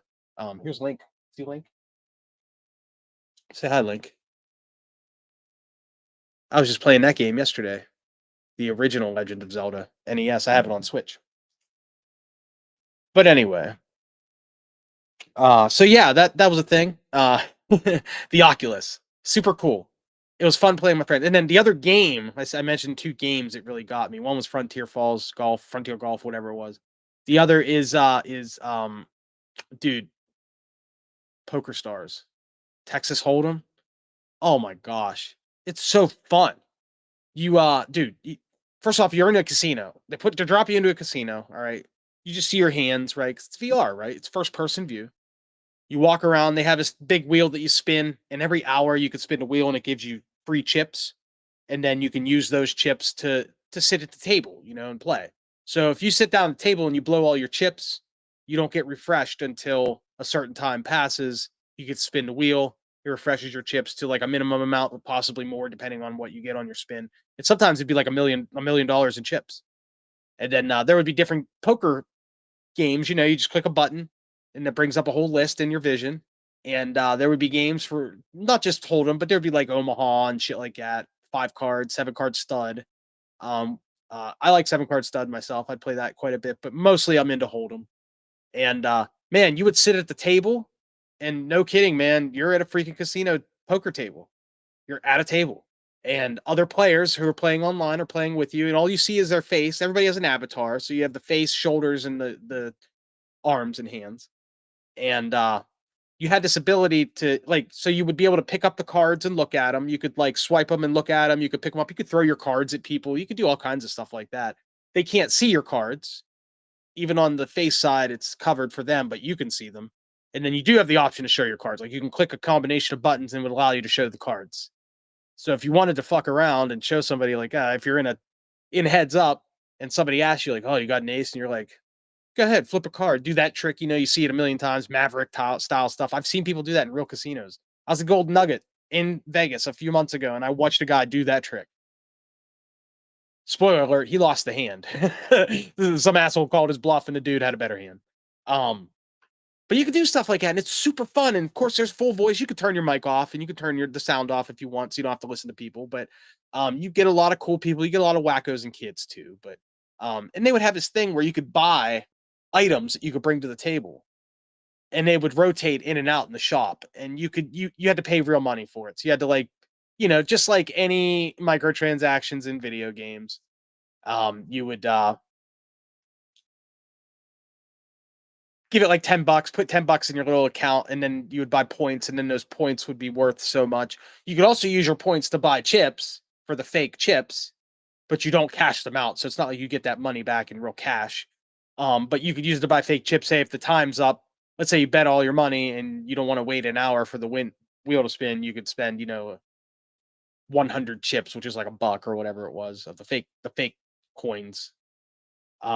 Which I thought was dumb. I never thought it was a smart idea to buy fake chips because when you win chips and you get really far ahead, you get to keep them. They roll over. It's not like they reset every hour. It's just that you get a chance to spin the wheel every hour. So even if you have millions of dollars of chips in that game, you could spin the wheel and get more, and you could really, really exponentially build your wealth in the game. I've seen people walk around with like billions of dollars in fake chips in that game, and you just know that most of them were from the wheel and not from actually playing. Um, but you never know. Some of them were. But dude, that Poker Stars, it's top notch. You got to try it on the Oculus. Um, but then a couple of years ago, PlayStation 5 started to like release some pretty decent games, and I did not have I had a Series S for the Xbox, and I liked the Series S. I played like Elden Ring on it. I was messing around with some Assassin's Creed games on it. That was my first like current gen console that I had was the Series S. And I didn't want to buy a Series X because I'm like, I already got one Xbox. Spoiler alert, I ended up getting a Series X eventually, but I won it in a raffle. I did not buy it. I did not spend the $500. I won my Xbox Series X in a raffle. I'm the luckiest guy ever. But when Hogwarts Legacy came out, I wanted to play it on PS5. And at that time, the PS5 disc edition was $500, and it was still the big fat model, the biggest model, than the first edition. This would have been in 2022, and I didn't want to swing $500, man. I just didn't. It was too much. And I could have saved up and I could have, but I really wanted to get this game. I wanted to play it on release. I had a little bit of the FOMO going on. Yeah, I really did. And it ended up being an awesome game. I 100% it. It's fantastic. It was one of the best games of that year. And I didn't want to play it on the Series S, because it wasn't going to be the same performance. I figured, you know what, I want to do this on PlayStation. So I sold my Oculus, man. I sold it. Strange enough, to my brother-in-law, who already had an Oculus.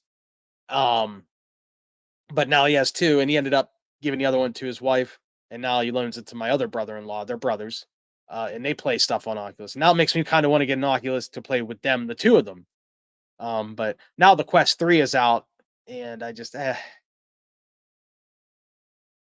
say. I just can't say I could pay the money for a Quest 3 right now at the current retail. And the prices are going up on video game consoles, which is the most wacky thing ever. I can remember buying a GameCube for $99 on sale. GameCube, one of the greatest consoles of all time. Xbox 360, my first one, I bought it for like I think $149 on sale when it was relevant and like, only a couple years old. It's wild to think now that the prices PS5 was started out at 500. Now I don't think you can buy a disc edition for under $600 now. I don't think. Cody, oh okay, let's read a couple comments real quick. Cody, I love Vegas. Yes, Vegas is awesome. And not just Vegas in chat, Vegas, Las Vegas. Fun place. I had a great time out there. I want to go back. It might be a year or two before I do, but I am going back at least one more time in my life to Las Vegas. I had such a good time.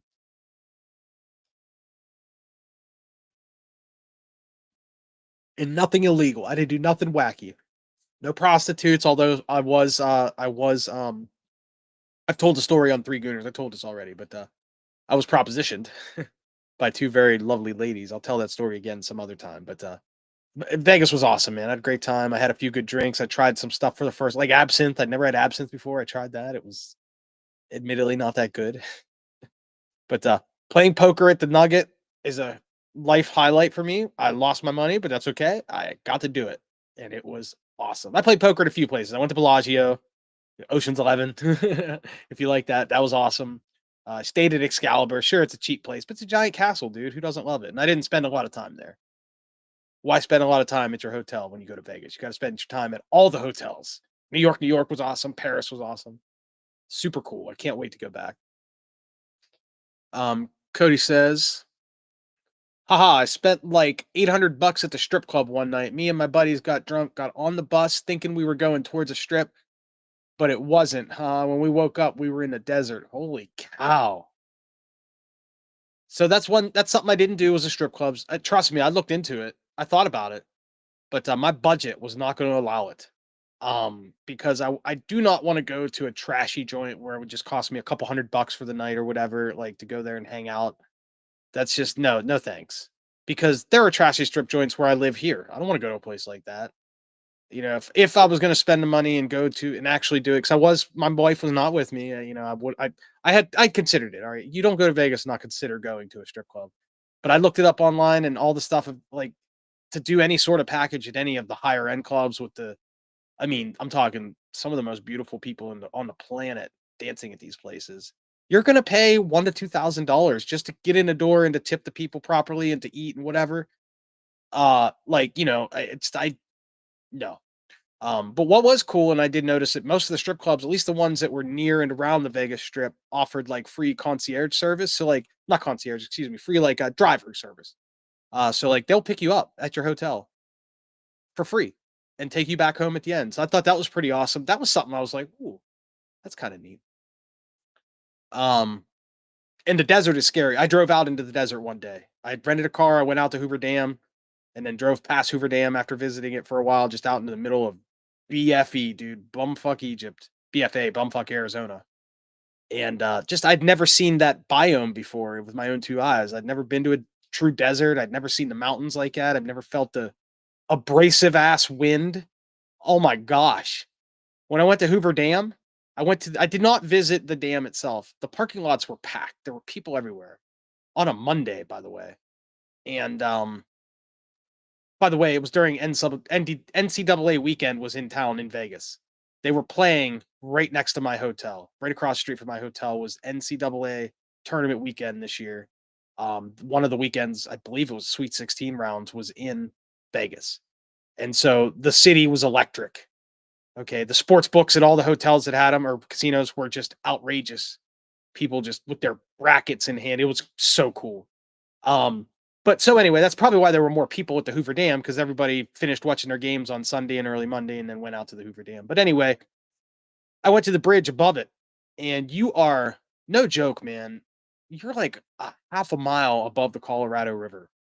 That canyon is deep as hell, and you're looking straight down at this river on this bridge. It's a walkway, with like a high bar handrail. And I got some really great photos.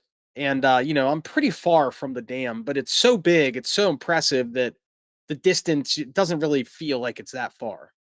You understand that you're way above it. And then when you look at pictures from down below, I did drive down below and take pictures looking up. I just didn't tour the dam. Um, you realize how effing high up you are when you're down at the bottom looking up. It's insane. It's cool as heck. And when I do go back to Vegas, I will tour the dam. But when I was standing on that bridge, man, you're so far up, and the wind is just kicking off of Lake Mead over the dam and right in your face. And the wind there, it's so dry that the wind is carrying heavy sand. And I was getting beat. I mean, my face it hurt. My glasses were like, oh, I wasn't wearing these glasses. I was wearing my sunglasses, which I freaking lost in Vegas, by the way. I had some nice prescription shades. I lost them that day. I don't know where the hell they went. But the wind just was beating me the F up, dude. It was unpleasant. I stood there for 2 minutes tops. I was gonna walk the whole way across the bridge. No. I got halfway across, realized how nasty it was.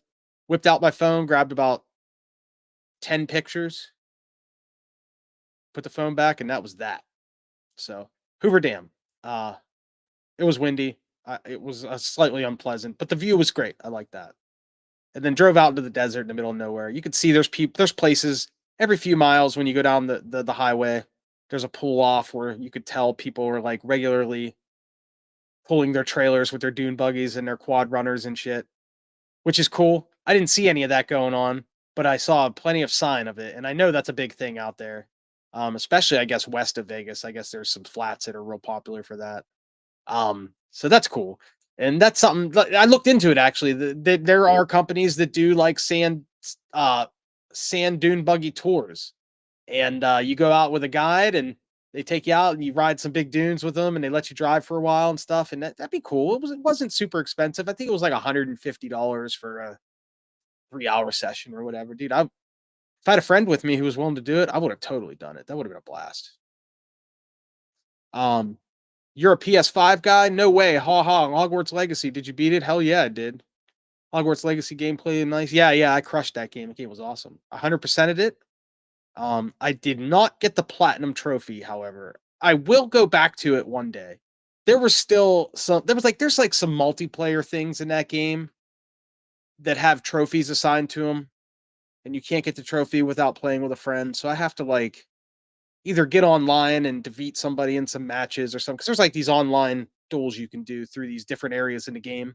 They're like little coliseums. You go in and then it like takes you into a PvP zone and you have duels. I tried it a couple times. It's fun, but I wasn't very good at it, and whatever. So probably never going to get the trophies, the platinums. I'm not a big platinum trophy guy anyway. I have a few, like the Spider-Man games. I got the platinums for those because those games are unbelievable. Um, but yeah, I got a PS5, and I had a PS4. I really like it. I sold my PS4. Funny enough, I sold my PS4 to buy my Oculus, and then I sold my Oculus to buy my PS5. True story. Sold my PS4 Pro to a woman a couple days before Christmas. She was looking for something for her kids, and I sold her my PS4 Pro for $300, which was a steal. And she was very happy to get it at that price. So I wonder how she and her kids are doing. That would have been in 2000. That would have been COVID of 2020. Yeah, COVID year 2020. I sold that PS4 Pro. I played and platinum Spider-Man 1 and Miles Morales on that. And then when I got my PS5, uh, I bought it brand new, and I bought it with a copy of Miles Morales because I think Miles was on sale for like $20 or something. And it was the first PS5 game that I bought. And I replayed it, and it was just as good. It was better on PS5, actually. So Hogwarts was super fun. Gameplay was awesome. It's a little weird. It takes some getting used to. The dueling and stuff. Flying the broom was a little off. It didn't feel right. But like I said, I 100% it. I got every single secret. I learned all the spells, did all the story stuff. I played as a Slytherin. I went back and played I made 4 characters, one for each house because they have unique openings. And then it all converges to one point where you go to Hogwarts and the game goes from there. But traveling around Hogwarts was super awesome. I may upgrade to the PS5 Pro, and when I do, I might do another run of Hogwarts Legacy. I might try to just blast through the story.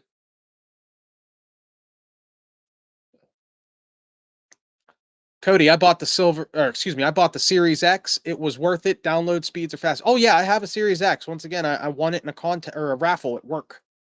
We have a Christmas party every year, and they raffle off really cool stuff, including like TVs and game systems. And this one kid, I work for a restaurant company, and they have a bunch of locations locally. Right, there's like 9 different locations, and I'm the manager at one of the local locations. So when they do this party, there's a bunch of people there, and some youngster won a Series X, and I was bummed because that was the one thing that they had on the table that I kind of wanted to win. And then a little bit later, they called my name, and it was for believe it or not, a 65-inch TV. So strange enough, I already have 2 of those. So, and they were both reasonably new at the time. I didn't have this is 3 years ago. I had only bought them both pretty recently at that point, within the last few years. I sent a picture to my wife, and she's like, "No, you're not bringing that big ass TV home. We have no reason." Um, so was I found the kid that got the Xbox, and I asked him. I was like, "Hey, you play Xbox? That's cool, man." And he doesn't work with me, but I've worked with him before because I've gone to his location and worked before him. He goes, "I don't play video games." I'm like, "What?" He goes, "I don't like video games." And I just instantly, I'm like thinking trade, dude. Because for one, that's a $500 system, and it was the Diablo 4 bundle. So that would have been 2 years ago, right? Whenever Diablo 4 came out, it was Diablo 4 Xbox Series X bundle. So I know that that's a $500 machine, right? And I know that the Walmart 65-inch TV for, that I had won was about 300 because I had the exact same one already that I had purchased. So when I sent the picture to my wife, she's like, "Don't bring that home, dude." So I talked to this kid and I asked him, like, you like to watch movies? You want a giant TV? He's like, really? I said, yeah, I've got a giant TV. I walked over, I showed it to him in the box, sitting by the table next to the buffet. Sorry, my clip fell off my mic. And he goes, I got to ask my dad. So when his dad, because like I said, he was like 17. When his dad shows up, he comes over to me and I'm explaining it to him, and he looks at that TV and he looks at his son. He's like, "What kind? Why'd you have to ask me, son?" He's like, "That's a big, beautiful television. I want that. I'll take that." Because the dad's going to use the TV. He's not going to use the Xbox. So I got it on a trade, man. And I brought it home, and the first thing I did was hook it up that night. I stayed up all night. That was a Sunday night. I got home probably like 9:30, and I stayed up all night playing Diablo 4. It was glorious. I haven't beaten the game though. I played that all night that night, loved it, played it maybe 3 or 4 more times since. Maybe have 10 hours total in the game, and then I just dropped it. I started playing other shit. I think that's probably when I got, because it comes with a month of Game Pass Ultimate. I'm pretty sure that, I went ahead and put the code in for the Game Pass Ultimate a couple weeks after I'd got my Xbox. Started downloading a ton of stuff and just never went back to Diablo. Yeah, download speeds on the Xbox, very good, and, where I have it set up right here in the basement, I have a big game set up literally right there. I have a PC that I built, Series X, PS5, and then like a printer and stuff. And I have it all hooked up to this really nice monitor, which is right here. Sometimes you see it on the Yinzers. It's always black. It's always shut off there. But I actually have it on right now. I have my PC hooked up to it, but I have a triple monitor set up right now. I'm bougie. Um, but it's like a 1440p widescreen 32-inch monitor. 120 hertz refresh rate. So it gets that high speed refresh, which is perfect for the Xbox Series X, PS5. Especially playing Spider-Man and, like, the high res. It's nice. Nice. Far Cry 5 is one of the best games out that year. I've never played a Far Cry game. Not once. They're all on, like, the PS network, PSN network, and Game Pass and all that. By the way, the sub networks, I kind of flop. It depends on what I'm playing. Right now, Nintendo I've always subscribed to because it's cheap. All right, so I have the online subscription for Nintendo, and that gives me access to all their retro stuff, and I play it a lot. Like, I go back, I play old Nintendo stuff from time to time. Um, but Far Cry is one of those series I just haven't picked up. I could get into it. I like, shooters and cool adventure games. They're like my thing, and that's cool, and I like it. But I just haven't got into Far Cry. Do you live in Pittsburgh? Says Cody. I live near Pittsburgh. I actually live one town over from Ryan Garazunas, who is the other one of the two Dumb Yinzers. Believe it or not, yeah. I work in the town that he lives in, which is one town across the river from where I live. Interesting, right? Um, but it's in Beaver County, Western PA. It's right between Pittsburgh and Ohio. About halfway between Pittsburgh and Youngstown, I would say. And real close to Rogers, Ohio, in Eastern Ohio, which is home of the Rogers Community Auction and Dirt Mall, which is the title of today's video, by the way. I was there today at the Dirt Mall every Friday. I didn't finish my conversation about that place. We got to talk about music and video games. Real quick, real quick. I see an 85 in at Walmart for 650 the other day. That's wild. And then you asked if I play Warzone. I've dabbled with Warzone. It's not my thing. I've never been big COD guy. I do like some of the campaigns. I mean, World War II. COD World War II is one of the greatest games I ever played. That campaign is unbelievable. The original, actually all three of the original Modern Warfares on Xbox 360. I had them all. I still own them. Played them all, loved them. They were great. But I was never into COD multiplayer. I was never good enough to where it was fun. I mean, I would have good matches here or there and stuff, but I never spent the time to get good. Because when Modern Warfare came out and the multiplayer really started kicking off on the 360, this would have been like 2008, 2009. Another little game that you may have heard of called Halo 3 came out at the same time, or was out. Multiplayer was out and very popular. And that's where I spent my time. Halo 3 was the game that really got me into multiplayer shooting. And to this day, I still haven't had experiences quite as fun as I did then. I mean, this was in like 2008 and 2009. I mean, Xbox 360, the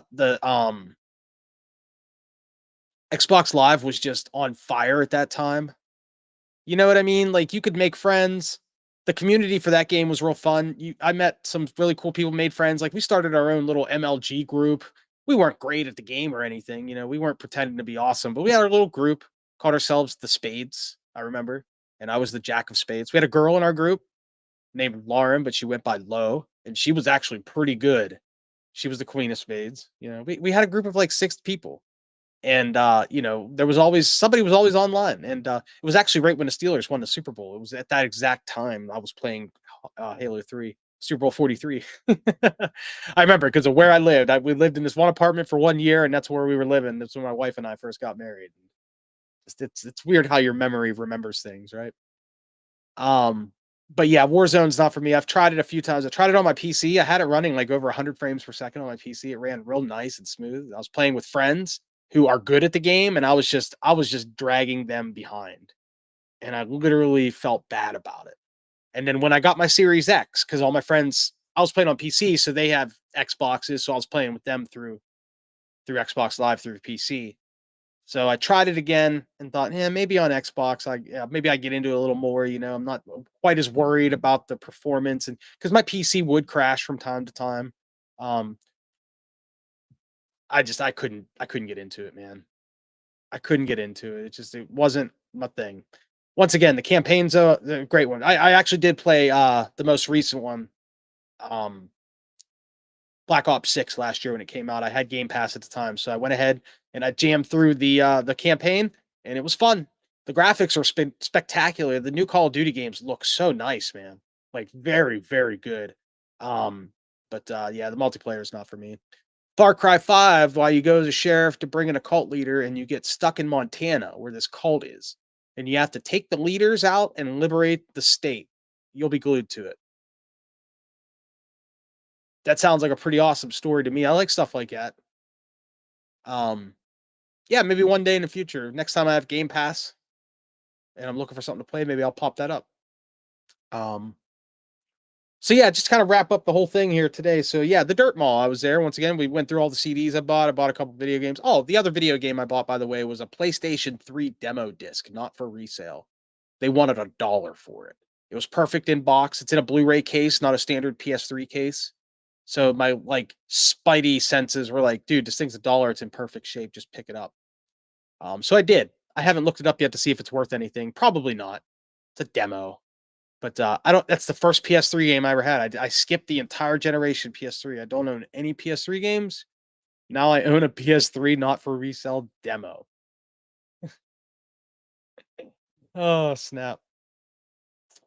Vegas, have you played NCAA football since it came back out? So I do have the last year's version, the first one. It's right here.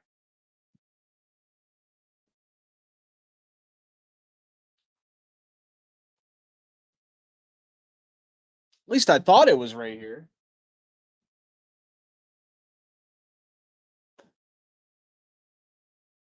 There it is. Best Buy, $5. No kidding.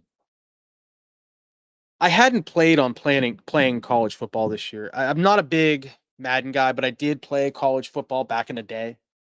Xbox 360. Once again, that when I got into realistic sports games was that generation. So like I was playing like NHL, NCAA football, Madden, of course, and super fun. And I was once again, I'm not good at those games. I've just never been great at those. I'm good at the arcade style football games and basketball games, like Blitz, NBA Jam, dude, all day, every day. I'll crush.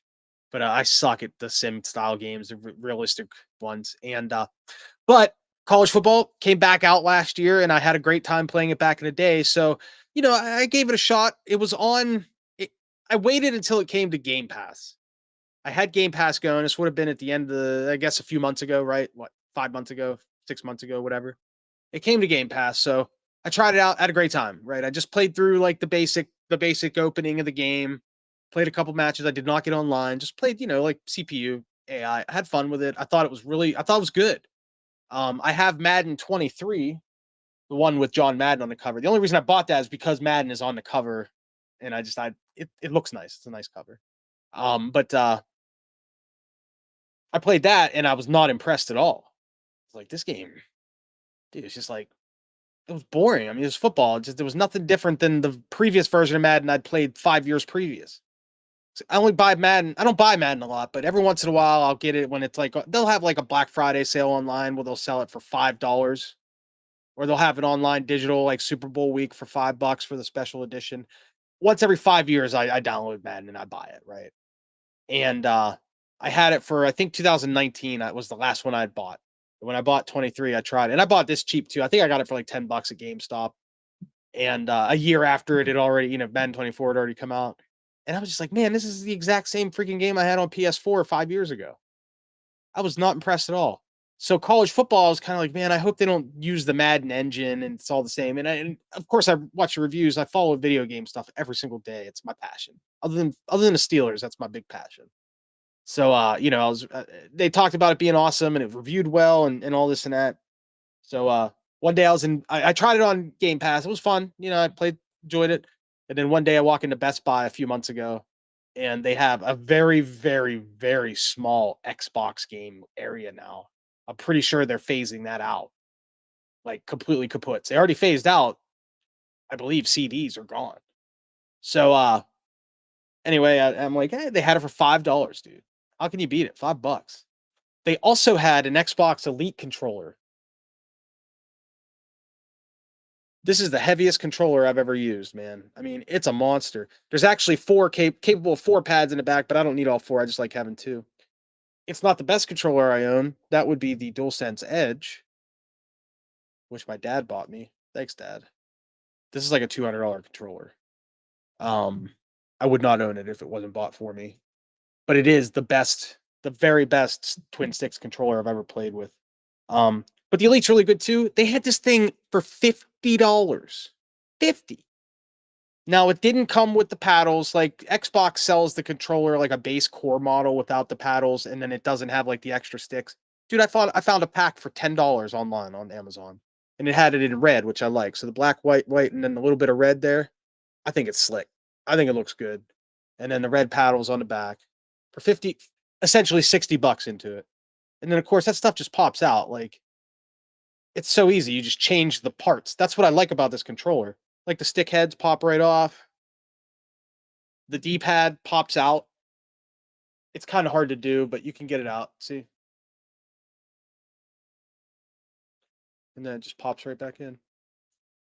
It's pretty nifty. And I played through the new Doom game a few months back when it came out, and that's the controller I used for it, and it was the right tool for the job. By the way, the new Doom, the Dark Ages, was phenomenal. I did not 100% it, but I did play through the entire campaign, and I was not on easy mode. I was on the regular mode. I can't remember what they call it, but it was still pretty tough, and I had a great time. So Vegas gonna smoke you at dumb NCAA. Oh, challenge, man. Got to do that. Got to do that. Um, so yeah, let's wrap this up, guys. Thanks for coming in. It's been a blast talking with you. Glad you guys stopped in and it was very active in the chat. That makes it. I appreciate the support, man. Like the first like 20 minutes of this show, I didn't really have anybody chatting with me, and I was just telling the story. That's fine. I was enjoying that.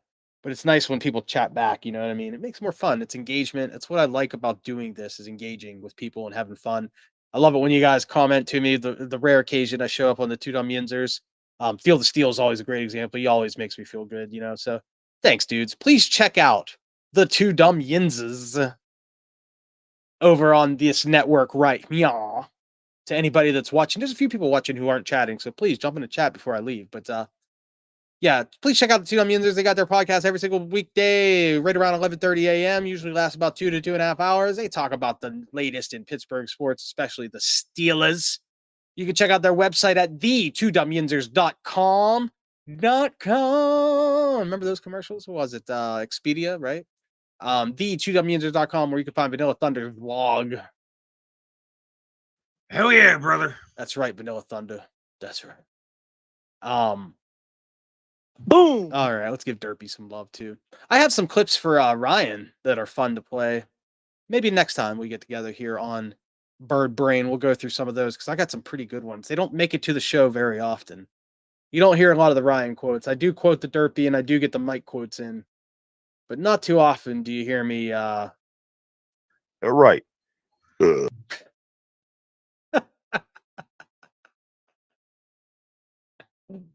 All right. Listen. Classic Ryan. But yeah, Two Dumb Yins is awesome. And then Friday nights I've been trying to put some sort of show together. I feel obligated to fill the Friday night time slot, and I've done a pretty good time slot. I've done a pretty good job of it since I've taken over that spot in early January when I first started the podcast with Tim. But it's not super consistent. We haven't been able to make it every Friday. During the summer, we had a lot of family stuff, and Tim was supposed to be here tonight. We're supposed to do the Three Gooner show every Friday, 9:30. We try to put something here. And he's been dealing with some health issues. He's been really struggling, man. Please give I want some T's and P's for Tim in the chat there. Some thoughts and prayers for our boy. He's good. He's healthy. He's not going to die or anything. He's dealing with some stress issues that's making life hard for him. He can't even watch his football games. My man, he's dealing with stress and he can't watch his football team. The doctor was like, "Bro, you got to stay away from the Bears." He's a Bears fan. If he was a fan of like the Colts, his stress levels would be super down right now because Danny Dimes would be like, he'd be like performing heart surgery the way he throws a ball, dude. What's up with Daniel Jones? That guy is outrageous. You know what? And last year I told these guys on the Yinzers that I thought Danny Dimes was pretty good, and they scoffed. They mocked me.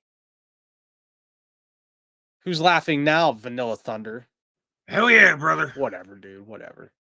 But yeah. So yeah, good stuff. Check out the Two Dumb Yinzers. Always a good time. Are you gonna be on Sunday after the game? This Sunday, I do plan to do just that. Yes. So I the last 2 Sundays I've done like a post game wrap up show. We've decided to name it the Sunday Sundee, not Sunday, Sunday, because we're from Pittsburgh and that's how we pronounce it here. It's either Friday, Saturday, or Sunday. Okay, you don't know what you're talking about. Anyway, it's the Sunday Night Yinzer review. I think it's cool. I'm having a great time with it. The first night, Timmy came on with me. He did a restream link, so he came on virtually, and we had chat here, and it went a little wild. It got off topic real quick. We managed to go through our picks and stuff for the night, or I shouldn't say our picks. We managed to go through what happened, but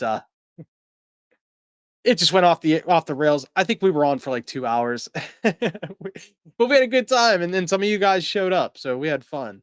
And then last week I did it as more of a structured show. Derpy came on with me, and we just banged out 40 minutes of content, man. We just talked about the games, went through the list of everything that happened. And to be honest with you, I didn't get a chance to watch much of the Steeler game or any of the other action that day because I worked until like 5 o'clock. So I had my iPad at work, so I was able to watch. I had the game on, the Steeler game, and I caught plays here or there, but I wasn't sharp to it. And I apologize because I did the post game show, and I really didn't know much what was going on. However, that kind of worked to my advantage because it kept me a little quiet, and it let the guys in the chat really express their views, and it made me realize that I'm the first guy that they're talking to about the game, most likely after a bad performance, and they were just airing it out, giving us all the. I mean, John Edberg was on there. He had these big long paragraphs. Some of you other guys, I think you guys were on there, weren't you, Cody, in Vegas last Sunday? So, thank you for coming out. That was cool. I liked reading and going through that, and kind of just more or less replying to the emotion that you guys were giving us. And I was not very sharp to the game. I had the stats up on the screen here, but yeah, I wasn't sharp, and I apologize for not being real sharp about it. I'm not usually sharp with Steelers anyway, so I guess I shouldn't apologize. This is what you get when you watch me. I'm the comic relief. Mike and Ryan are much sharper with me when it comes to the Steelers stuff currently. If you want to talk about trivia and old Steeler stuff, I'll talk all day. I know all that shit. But I'm not as current. COVID has messed up my brain. Ever since I caught COVID, I can't like retain information. I think there's a connection there. Maybe it's a vaccine. I took that and I still got it. Who knows? Fun fact, I caught COVID at a Steeler game. Yep, that's right. It was Monday Night Football. The last home game for Ben Roethlisberger versus the Browns. I was there. I attended that game. My sister and her husband bought me tickets, and we went together and had a great time. And we all three caught COVID. The fucking Browns, man. Score prediction, who you think is going to win? So real quick, I do plan on being on this week once again after the game. 7:30, we're going to air Sunday night. The Sunday night Yinzer review airs at 7:30 p.m.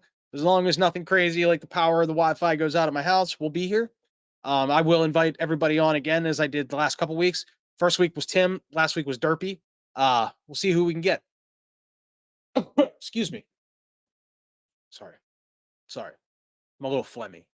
I have a kid. She's in school. Cold. Cold. It's that time of year. Everybody gets sick in September if they have kids. My score prediction for this week, I said it on the show the other day, and we did picks on Thursday. I got it written down. Steelers 34-24. That's what I like. I think we're still going to give up some points, but I don't think we're going to give up 30 again. And I think Aaron will be feeling a little better this week. I think we'll get back on track and throw a few more touchdowns. So I like the Steelers to win this game by 10. I think 34-24 is a completely fair score. Steelers proved they could put up 30. We can do it. Did it against the Jets. Seattle's not much better, so I think we can do it. 28-17 Patriots. Didn't want to say it on the show. People get mad, think you have no faith in the team. Yeah, you have no faith in the team, Cody. What the hell, man? What the hell, man? That's what I think of your pick, you faithless son of a... Anyway, no. That's not a terrible pick, man. Come on. I say it more than anybody on the Yinzer show. The Steelers play down to their competition. They play up to their competition. You put them against the Chiefs, they play a good game. You put them against the Patriots, they freaking suck, dude. That's how the Steelers are. It's how they've been for a long time. Most of the time. It's not 100% foolproof. But twice this year so far, we've been playing down to our competition, have we not? So, what you gonna say? Yeah, that's why I like it after the games. Take my frustration out. Cody, thank you. That means a lot. That's why we're here. Like I said, these 1 o'clock games, just to give you a quick visualization of my life. Sundays, once again, I work at a restaurant. We're only open till 3 on Sundays. So I'm usually out of there by like 4:30-ish. Because I'm a manager. I close the store, do all the cleaning, do all the extra stuff. So I can be home and I can catch, some reviews or rewatch a game or whatever and have time for that review show. Last week I slacked a little bit and I didn't watch all the stuff I wanted to, but it is what it is. However, this Sunday, I am off of work. I don't work at all. So I have the whole day. I can watch the game. I have no stress. Check out all the stuff, turn on some Red Zone, and we're going to have a good discussion this weekend. Feel good about it. It's going to be fun. And it is fun to air out the frustrations. It's also fun to celebrate with your friends here on Two Dumb Yinzers Network. It feels good. It feels good watching that show on Monday morning after a Steelers win. Remember last Monday how good it felt to hear the boys chatting about the Steelers win? It was awesome. You know what I mean? It was a good time. That was a fun week. And then this past week, it wasn't quite as fun. So I discussed Steelers loss, man. But that's part of what we do. This is part of the job. When you report any news of any sort, you're going to have up days, you're going to have down days. And when it comes to sports, same thing. Just be fortunate that we aren't Browns fans. I got a shiver in my spine just thinking about it. All right, so let's review. We went to the Dirt Mall. That's the Rogers Community Auction. We had a good time out there today. I was by myself, ate some good food, bought some cool stuff. Saw some weird people. And then, of course, chatted a good bit about some music today. We had the CDs that I purchased at the show. We had just give you a little bit of my musical knowledge. That was a fun time. What else did we talk about? Video games are going to creep into every single show of Bird Brain. It's going to happen. When I'm doing a solo show, man, there's a good chance that video games will find their way in. So to use that don't like that, I'm sorry. Just keep listening, though, because eventually it'll come back to the Steelers. Or regular life. Some stuff's going to happen maybe where I might have to chat about being a dad. Hope you're ready to hear that. Maybe I'll have to complain about something that's going on. And now I do try to keep the politics to a minimum. I have strong political views, but I don't want to talk about that stuff. It's polarizing, man. We're not trying to make enemies here. Or we're not trying to make friends simply because of our political views. We should be friends because of our interests.